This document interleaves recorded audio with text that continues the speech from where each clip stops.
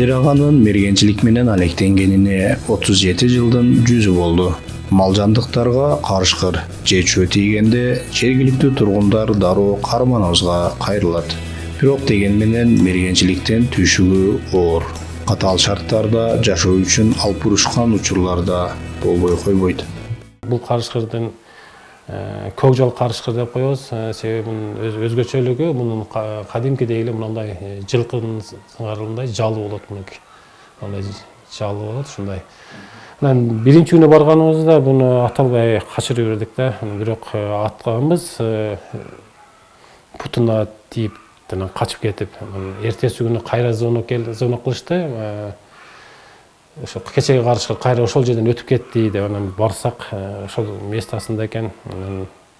Ар жагынан ооруп чыгып, шериктерим бар, бригада бар. Анан качып бир адамга барып ок аттырбай качып келип анан акыры менин астыма келип, ошо менин астыман ошо атылды да. Ошо мурдага аткан, бир күн мурдага аткан октун изи бар экен эле. Анан кийин биз өтө буга көбүрөөк аракет кылдык да, ушу карышкыр атабыз депчи. Ушундай кеңешип туруп, ошондо катырып үйгө свенер кылабыз, анан свенер кылып койдук. Ушундай.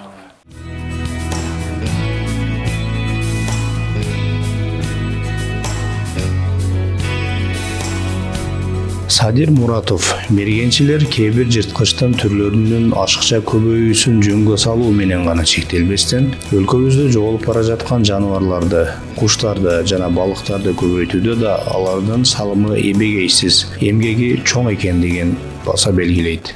Биздин элге дайым эле биз атканыбызды бир же кекилик, же бир кыргоол, же түлкү, чөбөр ушундай атканыбызды дайым эле маалымат кылып эфирге чыгара беребиз, анан көргөзөбүз. Анан бизге эл ушундай деп түшүнүп калганда, мергенчилер жөн ошо атат, кырат, өлтүрөт деген эле болчуп калганда, ошон үчүн биз анан былтыркы жылы мына өзүбүздүн эле мына жерге мен 50 кекилик бастырып кой бердим. Одан мурда кыргоолдорду 44 та кыргоол кой бердим.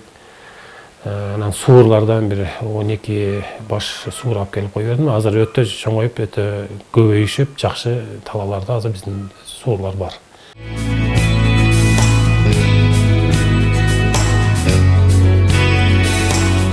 Өзүм ушу мергенчилик убактымда бир ушундай мезгил болгон. Мына Үрдөктө Найман көлү, Көкжар айылы өкмөтүнөн Найман көлдөн атып, анан атайын ушундай катырчу жерлер бар, ошолорго дайындап, ушинтип катыртып, эстелик үчүн катыртып алган. Мыналар кыргоолдор, фазан, орусчасы кыргоол деп айтабыз биз.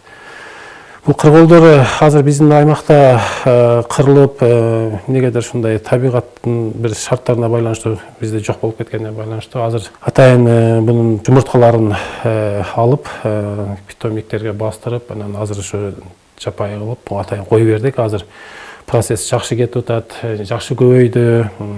Быйыл кышында атайын учет жүргүзүп чыгып көрдүк, учуп ар жерден тез эле жолугуп атышты да. Көбүнчө биз мына макиси деп коебуз, мастегин көбүрөөк көрдүк, корозу азыраак болуп атат.